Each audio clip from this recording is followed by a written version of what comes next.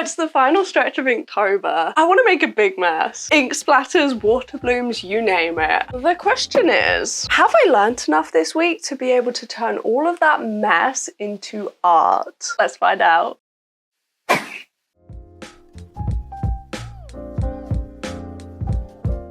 10 pieces of art and the only medium is ink.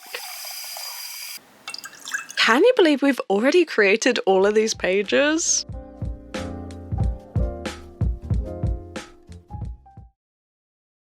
It is the final week and a half of Inktober. This is a big one. And we're starting this mess off with number 22, button. We have Ecoline ink, and in this box there is one of these, Dr. P.H. Martin's watercolor ink. I don't know why there's only one color in the entire box. It's brown, so maybe the previous owner used up all of the other colors and that was the only one left. Understandable. For the front button, we are making a cute little collar, dropping in some ink. You can see the Ecoline is spreading really easily. The other bottle is very saturated, it's not spreading as much. So I think we need to remove some of these areas that are pooling a little bit, but still trying to be very precise with this. Don't want to lose those highlights. Okay, spontaneous decision. Why don't we add a tie? The same method again. This was not in the sketch from the prep video, but it might work. We have yellow acrylic ink. It's not really showing up very well on top of this, but also we have some really beautiful blooms. I don't know why there's green. I guess the ink separated and that's what we got. Very subtle, a little bit messy. You know what? I think the tie is a really cool addition. I kind of like it.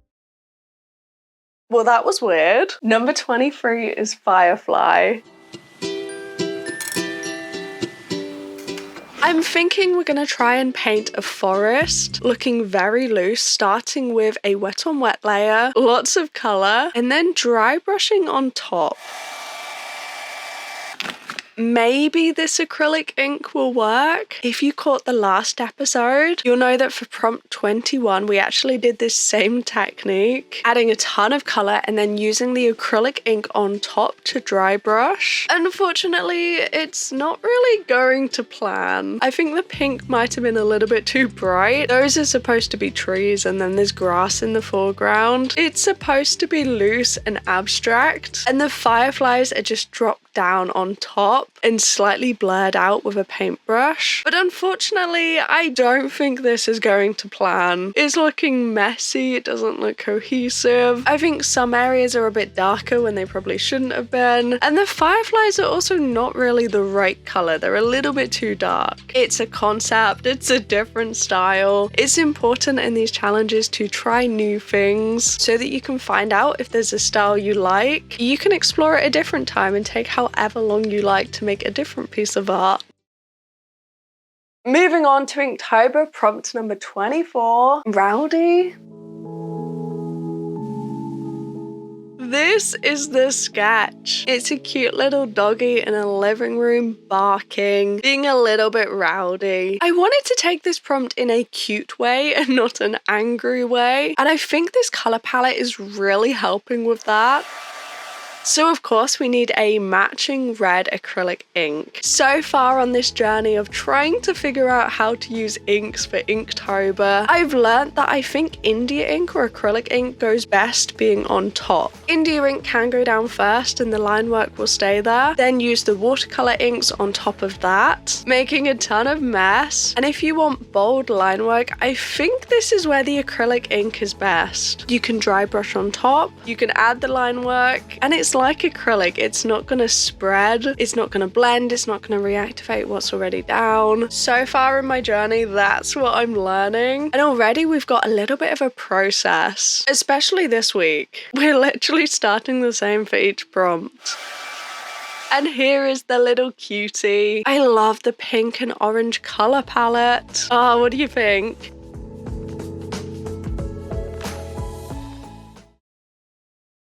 How's about some silly art? Number 25 is Inferno. I'm not gonna lie, if I hadn't already drawn a volcano at this point, this would be a volcano. But we've literally already done one. So instead, we're going to try and draw a cute little dragon. I've never drawn a dragon before. Just want to preface that. Well, actually, I had a little tester in the last Daily Doodle Diary episode. Didn't go well, so wish me luck.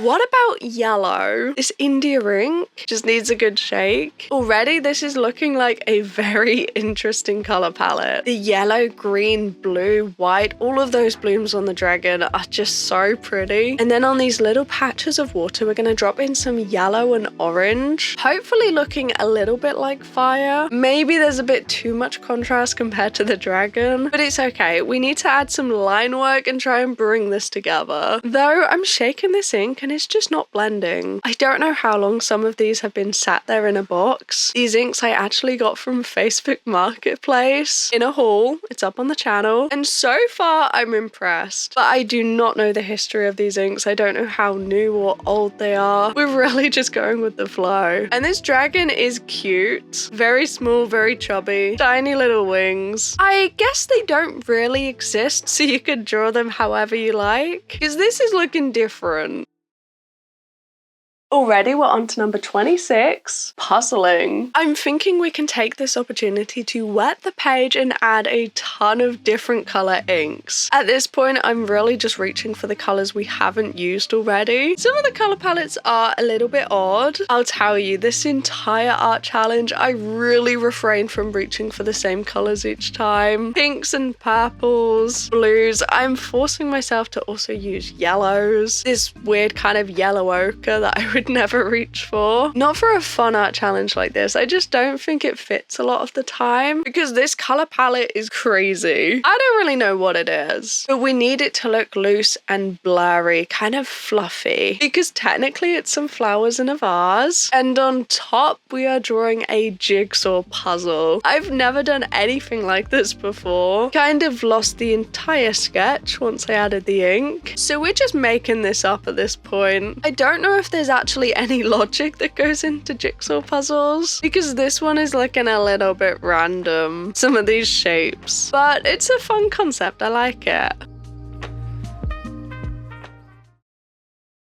Prompt number 27 is onion. What is the sketch for onion? Well, it's an onion. We came up with this idea in the prep video. It's pink. This onion is a red onion. And last Peachtober, I actually painted some radish for the prompt radish. And funnily enough, I actually loved that one. It kind of feels silly painting a vegetable as art, but I don't know what it is about it. Sometimes I'll be on Instagram and see actual paintings of ordinary everyday objects, and I don't know why, it just looks really cool. I will admit I do prefer radish from last year. This is a very different take, a very simple color palette, just trying to learn how to control the inks a little bit more. And now for a spooky season prompt. It's skeletal. How's about we take Inktober in a different direction? We've wet the page and added ink lots of times, but why don't we try to create something using only one layer? Pink, brown, green. Let's see if I can actually control the ink to the point that we can create something with no additional line work. I actually did this before a couple of years ago for Peachtober. I created this piece in only one layer, and I kind of love it. It's actually in the same sketchbook. So we've got a skull. There are some plants and flowers around the edge, but a lot of those are looking a bit fuzzy. They're not very well defined. It's a very unique style that I think you either like or don't. And honestly, I think I like it. Look at all of these gorgeous blooms up close. The way it almost looks blurry because it was all done in one wet on wet layer. Do you like it? Let me know down below.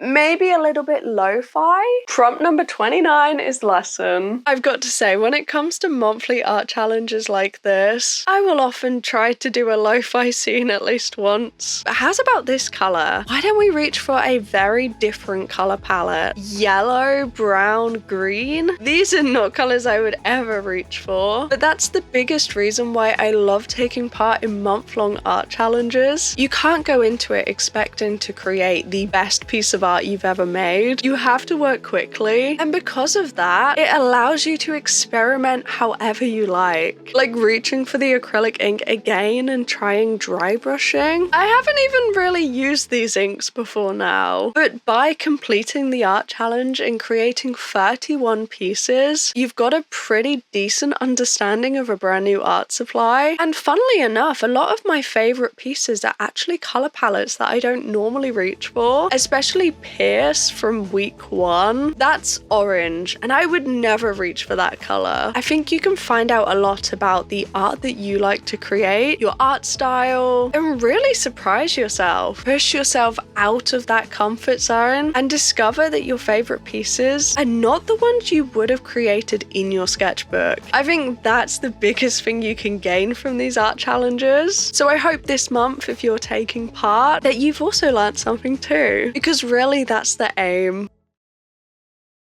We are almost there. Number 30 is vacant. Considering we have just drawn a classroom, which would have worked perfectly for this next prompt, I think we're going to go a different route. Pick out the colors we haven't actually used yet and draw an empty city. Very loose. I am tired. I always get tired at the end of these challenges. So we're going to try and complete it in just 2 layers. And I want to give a huge shout out to my Patreon supporters. Sketchbook buddies. Looking at this purple now, I can't believe we haven't used it before. I think it's because I was always drawn to the one that said purple, even though it looks pink, thinking it would be purple, and this violet is a lot closer. The complementary colors with the splashes of green, very, very loose.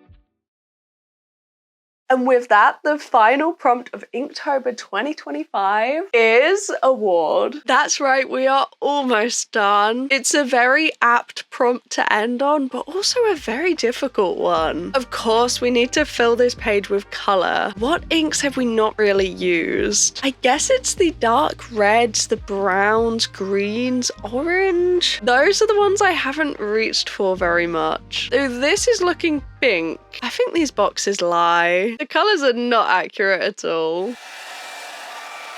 We've got this lovely background, but what's going on top? Well, it's actually a trophy. And originally the plan was to cover the entire thing with just a little bit of negative space. But look at these blooms. I'm sorry, I don't have the heart to do it. I know this was the idea in the prep video, but I just can't do it. And unfortunately, the ink kind of colored the sketch. You can't see it. So I forgot about all of the extra pieces around the outside. We adapt. Very different, very tired. Can you believe we actually did it? Completed Inktober and Peachtober in like a week. That is mad. If you've missed any episodes, they are all down below. And if you have watched all of them, please leave a green heart down below to let me know. Have a fantastic day, and I'll see you back here on Thursday. Bye-bye.